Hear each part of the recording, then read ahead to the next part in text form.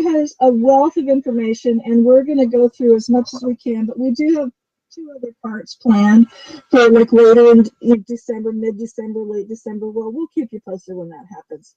So this is Merrily Momo. This is a dear friend of mine.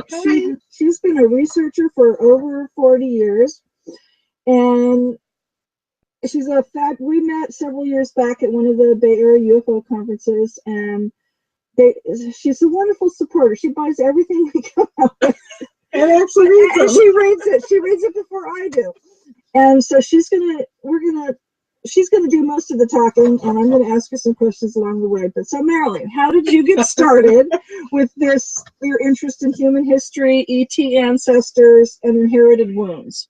Okay, well, once I got out of college and could actually study what I wanted to, the major interest was that at about 19 and 20 years old, I realized that with friends and people I knew, there's something that seemed to be kind of off. And I narrowed those to 3 things, which was, it seemed that everyone, especially women, but everyone, almost everyone I met, had incredible insecurities to the point of self-loathing. And I was somewhat ignorant and naive at the time, so I'll explain that in a second. But I had incredible insecurities. The second was that no one seemed to be thinking for themselves or asking questions or thinking outside the box or any of that level. Very, very little, even through all my schooling. And I remember sitting through science and through history and just having this inkling, nothing profound, but this inkling that there's so much more. Right. We're not being told the truth, right? Right. And then the third thing was that it just seemed that people had a habitual pattern of being disempowered, giving their authority away to authority figures. So shortly after that, I started a long career in holistic health. And in the first year or 2, I was raised in Marin County. I was one of the few blessed people who had a very easy, good life, no problems, not that many insecurities, all of that kind of thing. And sheltered. So I was naive to the amount of abuse and what was going on, even though I was a very open thinker. So after a couple of years of doing body work, I realized, oh my gosh, huge amounts of people have been abused. And of course, that started me off, to answer your question, on tracking the source of dysfunctions here, especially those 3 that I mentioned before. And obviously, as a parent to all of us, you first track your family lineage, the habitual patterns, how you were raised, things like that.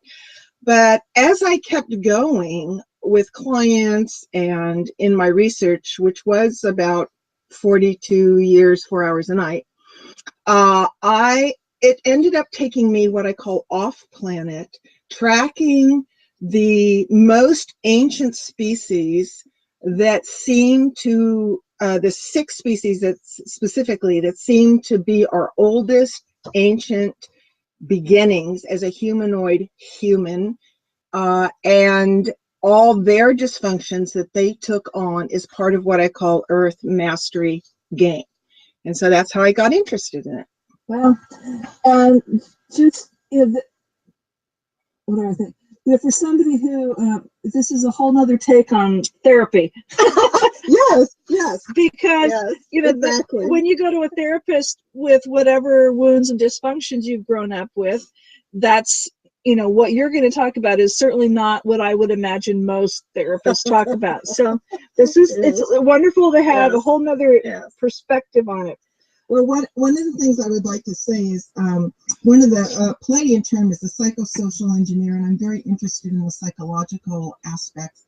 And my passion, which because both Joanne and I are thinking with Mark's permission to write a book on the agendas of almost all the species, what their present alliances are. Now, I have found in my research that even though this topic seems far out, unrelated, I have found it integral and the source of everything that's going on this planet. From everything from dysfunctions to what's behind politics to what's behind, government to what's behind all kinds of insecurities. So, and also, before we get started, I would like to give thanks to Carrie Cassidy of Project Camelot. I have literally watched every single one of her interviews except for 5, and I appreciate what she's done. I also would like to give thanks to you, Joanne, for giving me this opportunity to come forward. This is the first time I'm publicly doing this. And to Mark for our great discussions that we've had, and patience in answering my questions. She's very patient. And also to the audience, for being so open and interested to think out of the box. And please stay with it, because I think that you will see as we track the patterns that our ancient ancestors had as wounds are the very ones that we are trying to integrate today. Cool. So I've heard you refer to the word densities and holographic reality. So can you explain and talk something about what that means? Because it might be new to several listeners. Or just me, who knows? Well, I'm certainly no scientist. I am more of a researcher and reporter and a synthesizer of information. And I first need to say that this information is a synthesis of research and Lisa Royal's work. And please go to her website, lysaroyal.net. She has given me permission to share it, and in the early 1980s, I came across her, and as I listened, she had a similar passion as I did around tracking dysfunctions and the true history of the human race.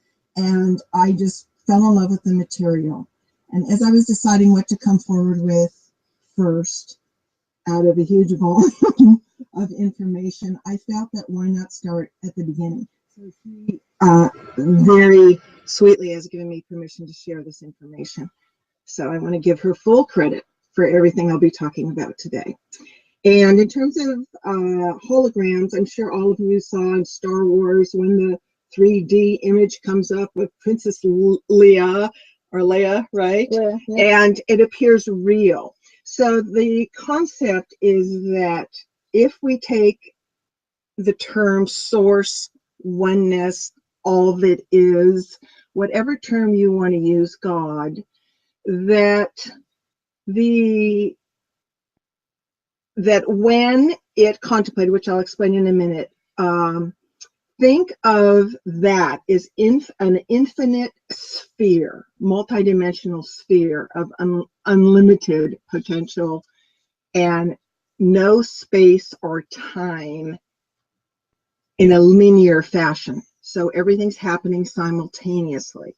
Now, for the purposes of this discussion, just be willing to contemplate, please, the consideration that what I call Earth Game Mastery could have been Source's desire to contemplate what it would be like for it to separate a part of itself off to experience what it would be like, instead of always experiencing itself as one.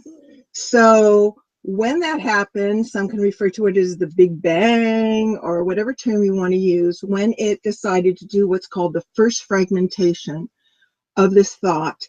And the first fragmentation was is often termed the founders, which was a separation of itself into individual group chunks called the founders. And this was a result of it contemplating this desire. So if you can think in the middle of this huge infinite sphere, there's like a section of infinite that it is choosing to play this game of being unlimited and yet experiencing limitation for the benefits and for soul evolutionary growth. And we are it is us. We are creators and co-creators, and we are the fragments or the shards or the mirrors that have separated from oneness and have been set off to explore all there is to explore, not only for our own individual growth and evolutionary consciousness, but for the consciousness of all and wholeness. So this game primarily could be referred to as a game of integrating polarities. And so where we started from oneness, then this idea of like, whoa, I wonder what it would be like to not know who we are, to be unlimited and play in the illusion of limitation, which all of us are doing in a third density. So densities is a term used in the way that I'm using it to basically describe condensations of matter into energy. And you can think of the colors in a rainbow, where there is a slight blending of one color to the other, but there's also separate sections. And so if we were to say, who knows, there's 7 densities, then we in Earth are just shifting from what's called a third density reality, which appears to be the densest we can take a physical form in human to play out what we want to play out. And evidently, which is wonderful, we have come to a part of the center of the galaxy where a combination of the sun's rays that contain photon, which is equal to light, which is equal to information, is so condensed and powerful that it is triggering our DNA encodements to slowly remember and wake up to who we are. And this is the transition from her cat is playing around. Weird thing. This is the transition from third to fourth density. Some say we are now in the lower part of fourth density, which is really, really wonderful. There are huge cycles that people like David Wilcock and his research, and 2 best-selling books, explains all the different cycles, 25,000-year cycles, and those are lessened into, 2,500-year cycles. And all of that works together in the entire galaxy in a rhythm, because the universe is inherently neutral. And it will balance itself out by whatever means it needs to. In nature, we call that homeostasis. So it's a very exciting time because evidently, at least in the research I've done, there are quite a number of planets that don't manage to make the very difficult transition from third density to fourth density. And they usually, at about that time, we discover nuclear power and get into all kinds of trouble with that. And so there's a tendency to blow ourselves up, which in our solar system, an example of that would be the asteroid belt, which used to be a planet, and also the huge effect we had on Mars from previous wars and other things, which is not the topic for today. So in terms of density, third density can be described as kind of ego and development of the individual identity and the forgetfulness of group identity and the oneness. And the majority of beings who are experiencing that, again, for evolutionary growth, and because they can, are usually self-serving. So in the polarity game, it is about unifying polarities. And I'm going to be talking about the 6 species who each took on archetypal, stereotyped wounds and dysfunctions to play out and to serve us as one consciousness. And you will see that these 6 major civilizations, thanks to Lisa's work, literally encompassed almost every possibility there was. So the game is to go from union, from one, then we come forth as if, Lisa uses a great example of the old disco balls. Remember, that had mirrors all around them all the time, and then it's almost like it shatters, and then it breaks into, in our case, millions and billions of mirrored reflections, shards, fragments. And each one of those is holographic, meaning we contain the capacity and ability of oneness, which is really exciting because as we move into fourth density, these abilities begin to come online. Wow. And that has been assisted by a group known as the Syrians and Vegans, which I'll be discussing shortly.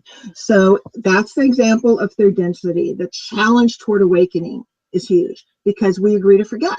It's so dense and the veil is so strong that we don't know who we are, and it's a huge source of suffering.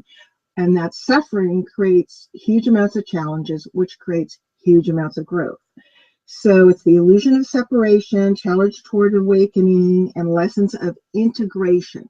Now we're moving to the fourth density, those who choose to. So it's less service to self, which is one polarity. Oneness doesn't think of it as negative and positive in terms of judgment. And again, it's inherently neutral.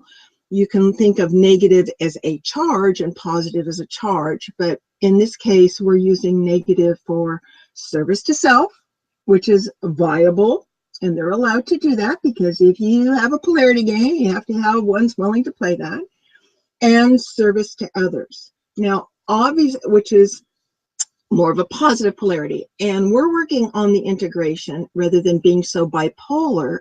In many of our previous lives, we are considered as a human, even though we've been many things, but as a human, that we are transitioning from, you could call it an adolescent species to early, mature, adult. The species I will be referring to when describing the ancient history were young. They were a young species, and today they have evolved. Some are playing aspects of the same tendencies and habitual patterns, but many have integrated and evolved and have learned their lessons, just like in order for us to have peace and harmony and ultimately health and well-being, we will eventually learn to integrate. Now, integration for me, I've learned this in holistic health, it's not a static experience. It's not like, okay, I've gone here and then I've gone here and now I have to be really balanced.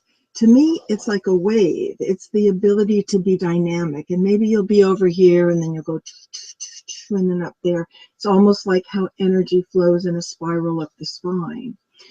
So most of us have had experiences of both polarities. We have, if you're a very adventurous explorer soul, and we have free will, so you have a choice of what you want to do and where you want to go based on your preferences and soul's growth and ability and knowingness.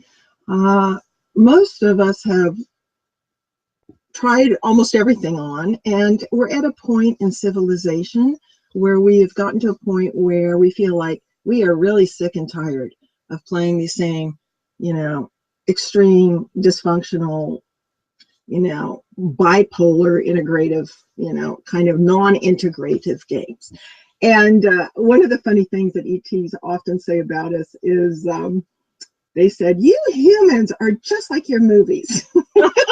They said, you guys are so dramatic. You wait until the absolutely last, moment in desperation, and then you wing it and make it through, So it's like, it's one of the funny things they say about us.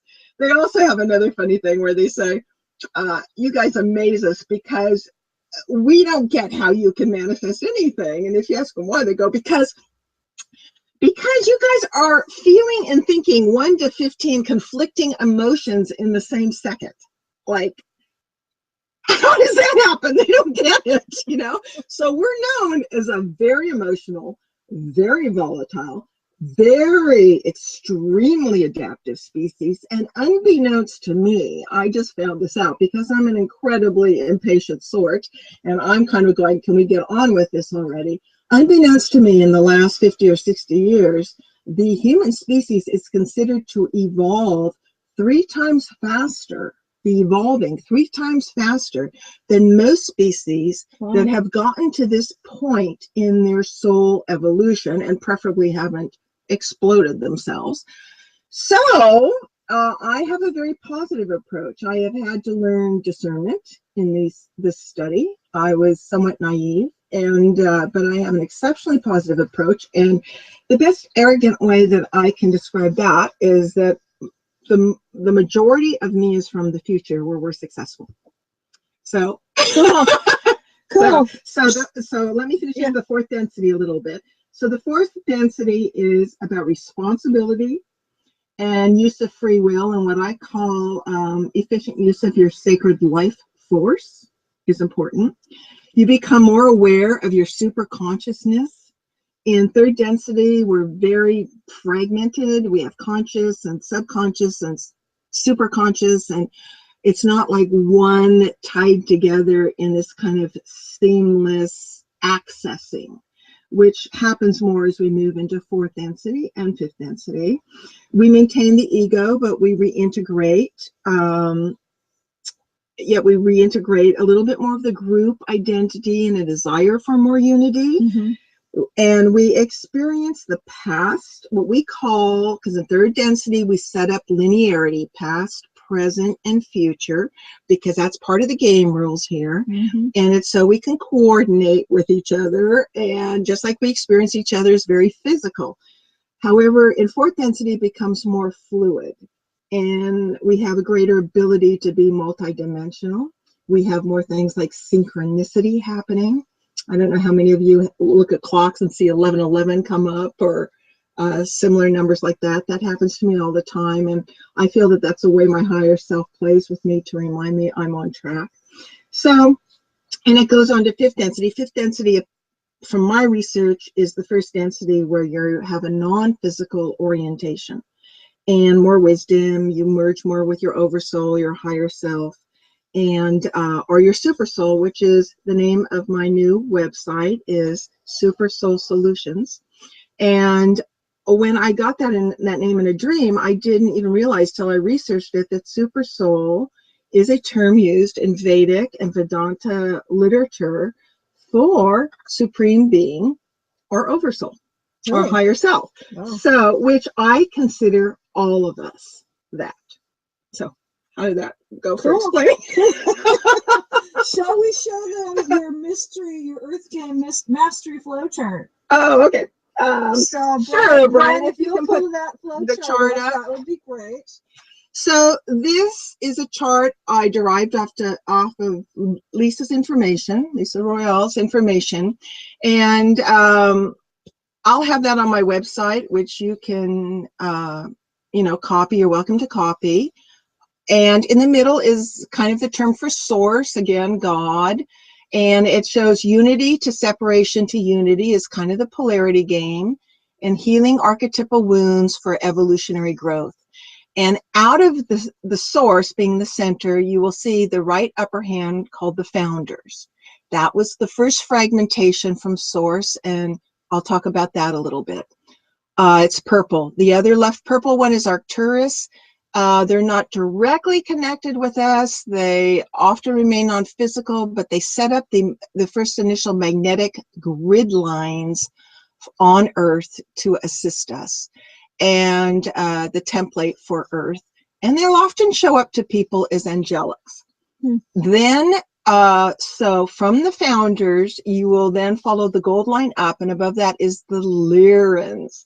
And well, I might as well go and talk about it as long as we're and I have other pictures, but let me just do a brief overview. So the Lyrans are, when I refer to Lyrans, we are talking very simplistically and very generalized about the area of the sky, the general area, because it's not the same as ancient thousands and thousands of years ago time, where Lyra appeared to be the first place the founders wanted to experiment with creating the humanoid human template.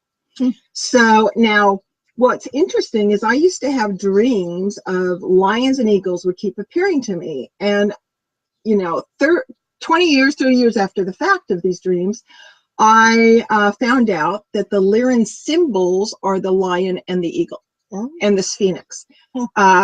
You know, of course, king of the jungle kind of thing now. So these are, Lyra is patriarchal and represented kind of the custodial gods for human.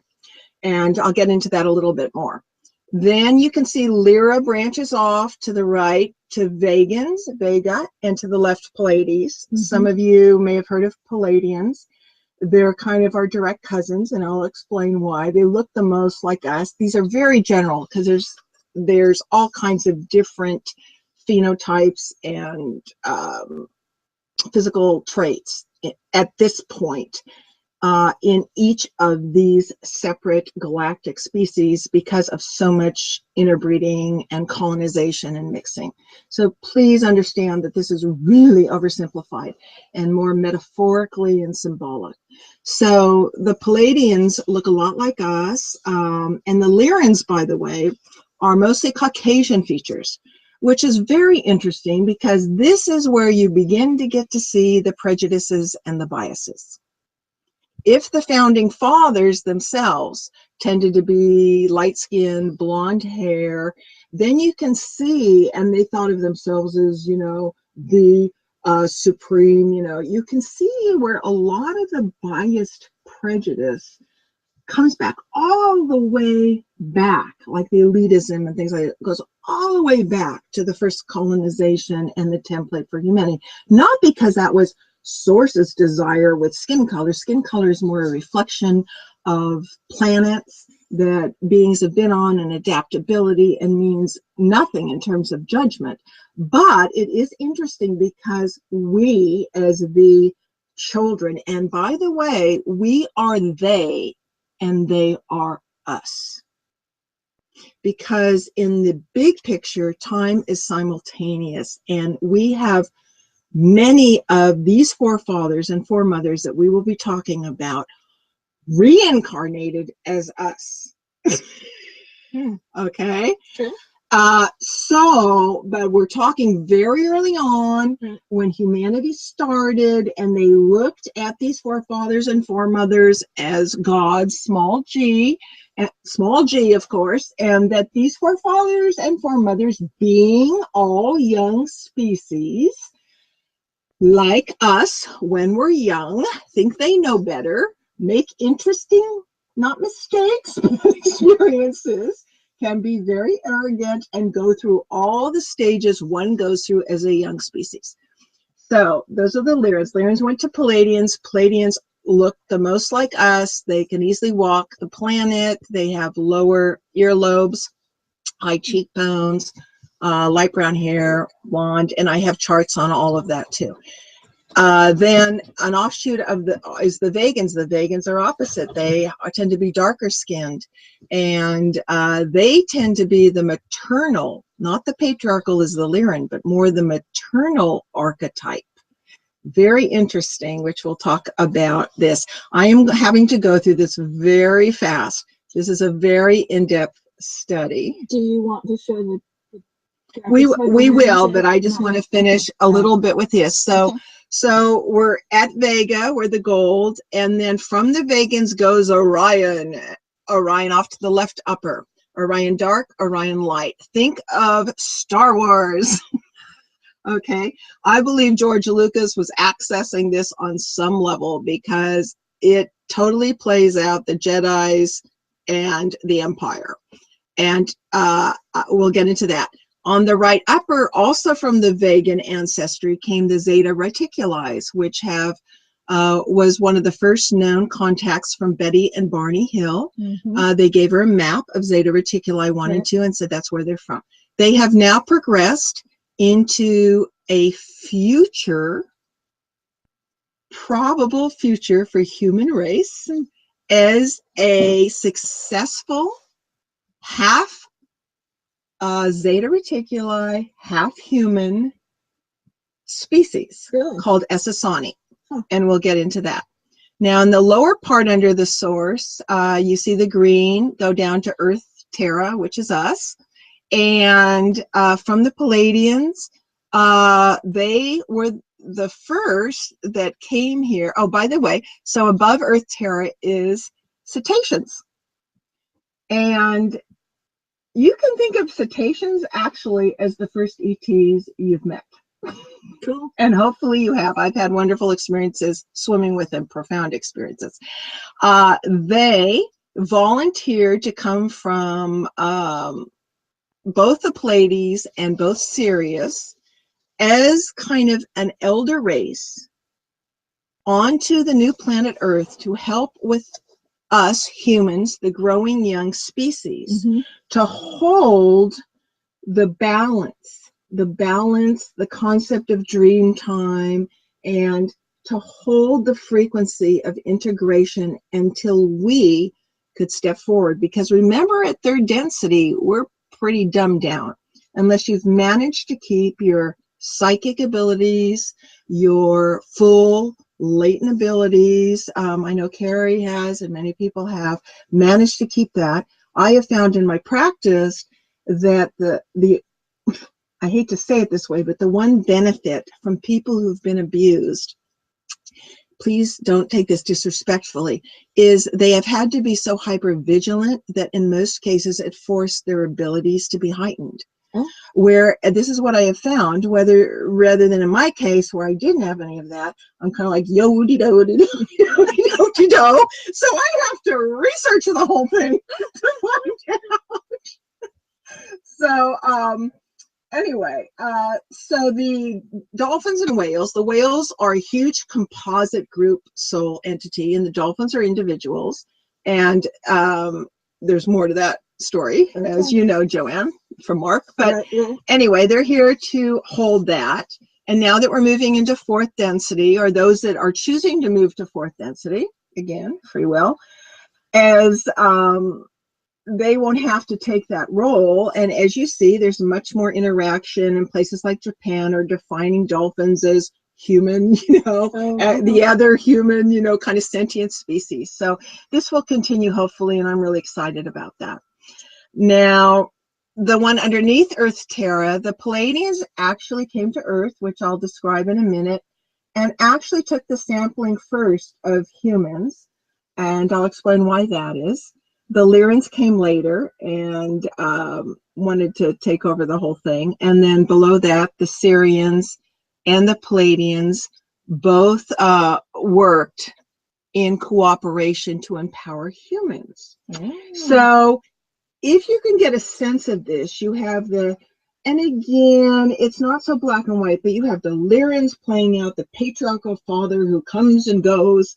Again, stereotyped, he might in the old days off to work and back again, and he might be the disciplinarian, and he might, you have to do what I say, and he looks at us as, that they're the creator gods. And then you have the Vegans who didn't like that, an offshoot, and they're more the maternal, the mystical, the intuitive. Their energy is more inward. They started things like yoga and the mystic schools and the secret schools. And Lyra was more like, boom, boom, like think lion. Now, what's interesting is the Vegan symbology is the snake or serpent. And of course, which is a sign of Kundalini, and the Garden of Eden story is actually a sign of knowledge. And it's also mass consciousness' second or third major fear, which I find very interesting, the fear of snakes. And I find that most phobias and many things are all related to all these stories, plus many other species that we'll get into at a later date. But we're just trying to stay to these 6 key species that impacted us. Take a breath. Yes. You're doing great. Yes. Just before we get too much farther, just a reminder, please, if you have any questions or comments, send them to the chat room, and Brian, our producer, thank you, Brian, will send them on to us. but we didn't want you to think we didn't want your comments, so we'd love to hear from you. So, did you finish that one? Do you want to go to the That's fine. Now okay. we can go and we can, and what I'm going to do is I'm going to go through the 6 species fairly fast. We're not going to get in depth, so I'm just going to tell you general phenotypes, you know, generally how they look, generally as a young species. Remember that they have shifted. Most of them have shifted in our now time, but as a young species, what energies they were holding in the polarity game that it incredibly impacted us. Okay. Okay. And again, whatever we have 2 or 3 other sessions we're going to do with Merrily, so whatever we don't finish tonight, we'll just pick up where we left off next time. And also, you can go to my website, Right, which is Merrily at Super Soul Solutions, and you can ask me any question, and I will make sure and either not only answer you, but also cover that in future, you know, cool sessions that we have. Are we starting with Lyra? So let's start with Lyra, and Brian, if you put up. Okay. So let's start with. Oh no, go back. Okay, so I love this NASA photo because it reminds me of a portal. And so we're going to talk about the founders, because think of oneness fragmenting and sending these chunks of its consciousness called the founders, mass consciousness, through a portal into the Lyra. Yeah, see, so I thought this was a great image for that. And you can go on, Brian, to the next. Okay. Now that's a symbol of the Arcturians, who, remember, are non-physical, who often show up as angelics, and who set up the Arcturian magnetic grid for Earth. Okay, and they often show up as angelics and guides. Cool. Okay, go next. We have a little delay here. Okay, so this is another incredible NASA slide that I found that represents to me the second fragmentation. So the first was the founders. They went into these chunks. Then they, being holographic children of Source, decided to continue the game as creators. And they were enough in touch with what the Source wanted, which was sensing the polarity game, sensing that we're going to have positive polarity, service to others, service to self, and eventually integrate it. They knew that. So you can almost think of it like a huge Big Bang. And I think this slide is so wonderful. They just like, you know, exploded in these myriad sparks or shards of holographic, which is all of us. We are one and we are them. And then sent them off. They went off. All of us went off exploring. And the founders very carefully, as they were finishing the template for the humanoid body, which is very common in our galaxy and solar system, meaning a head, 2 arms, 2 legs, you know, the general type, it seems to be the template that was preferred for this grand experiment. And so as they were setting that up, they gently guided these adventurous souls, you know, sparks, to the area of Lyra as their first place, because there were 3rd and 4th density planets that were being prepared and set up for the beginning of the human species. Wow. Okay. Okay, so next.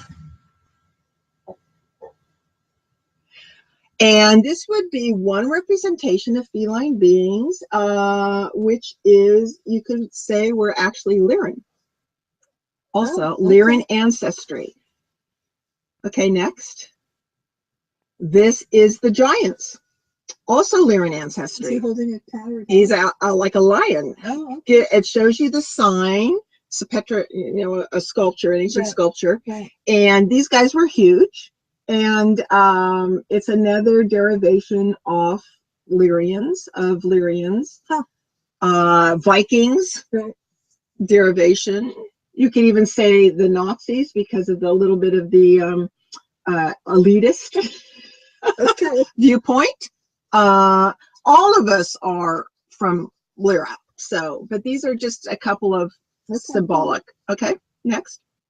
And this is Lyra. This is a constellation of Lyra, which is the ancient first home of the human ancestry. I see. Okay. Cool.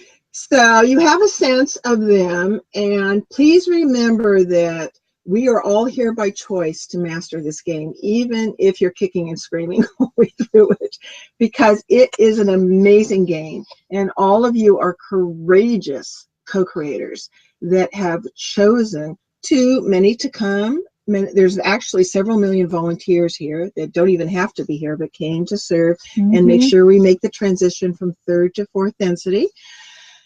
And because this is like the best game in town. It is the most challenging, and it has the most potential for evolutionary growth, both individualistically and in mass consciousness.